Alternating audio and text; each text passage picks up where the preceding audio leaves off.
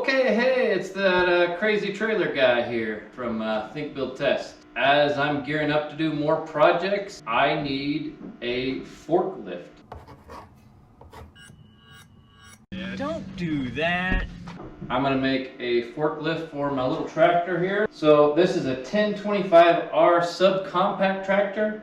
It has this quick system for the bucket. It is able to scoop in there and just get on there in a couple of pins and it's done. I'm going to make a forklift frame. Right now, metal prices are extremely high. I don't want to spend $800 to $1,500 on a pallet fork frame. So I'm going to use scrap metal I got from some other projects. The idea is, since this is a light tractor, is the lightest that I can make the pallet fork frame, the bigger the payload will be. That's going to be my main goal.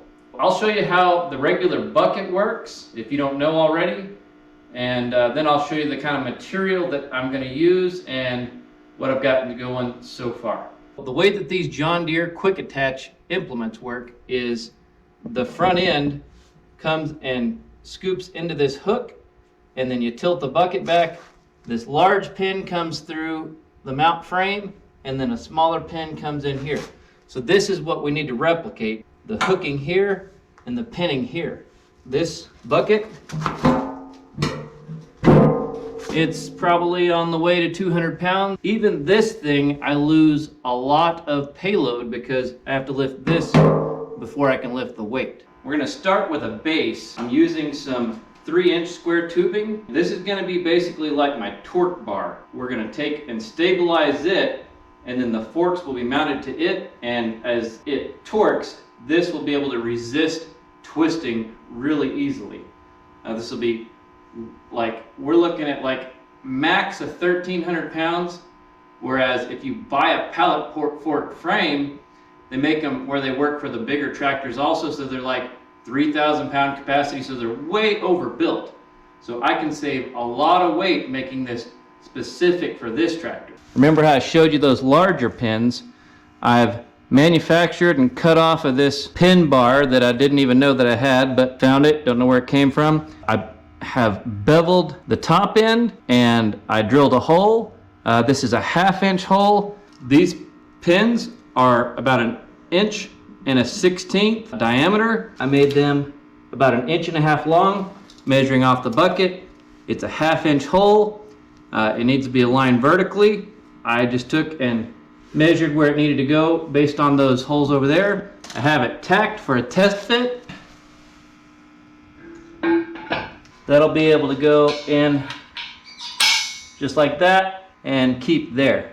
Now the next step, I'm going to take this 2x3 1/4 inch angle iron.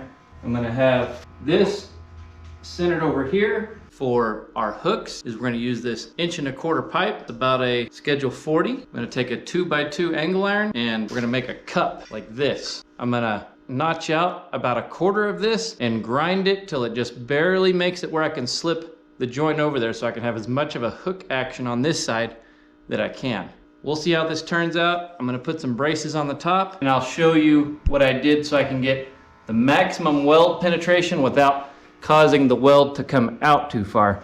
So I 45-degree beveled inside there, so I'll be able to get a lot of heat and a lot of weld down in there to make good penetration, and then I'll come back and grind it clean so that it'll still go through the holes.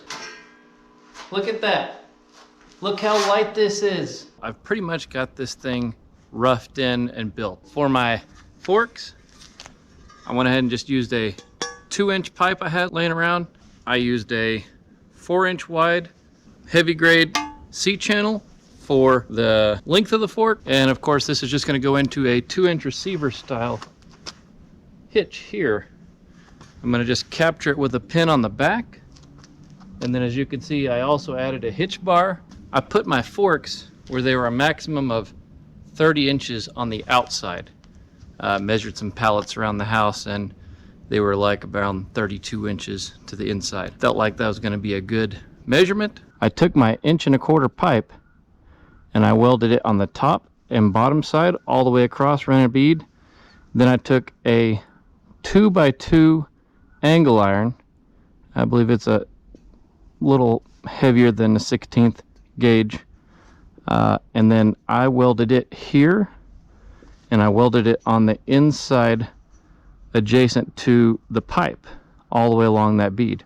And then I came back behind it and added these braces that are going to cause it to resist folding back, because it will have to push into this metal here. This could want to fold back here. It's triangulated a little bit here. Hopefully that's going to be a good solid mount, but these are the places that I'm concerned could potentially start to break. But if they do, that's okay. I'm leaving this rough. I haven't really cleaned anything up. Yeah, some of this stuff I kind of kept the welder on hot, so it's not too fancy, but I just want to get this together and just test it and see how it is. Then I can go back and clean some stuff up or add bracing if I need to. I really would have liked to have gotten this instead of being pull and a tear joint. If I could have came with another sheet here, then I'd be in a shear configuration along the weld, and I'd definitely be way stronger. I'm not very worried about this bar twisting. From here to here, that's not a very likely chance. One thing I noticed as I was hooking this up is not having this brace between here. I didn't think it was going to matter much, but these hydraulic cylinders are attached to each other, so when one has more force than the other, so if I have an uneven load, it'll cause them to twist. And without bracing here, that could cause additional force on my weld joints and my twist of this bar. We're going to do a couple of tests to check that out. I think it's going to be fine without it. I was already considering having some lighter gauge something here just to protect any of my pallet loads from falling on the tractor. I really didn't want to add weight, but there's other needs besides just strength in this as far as protection for the tractor. We'll start testing this thing out. We'll see how it performs.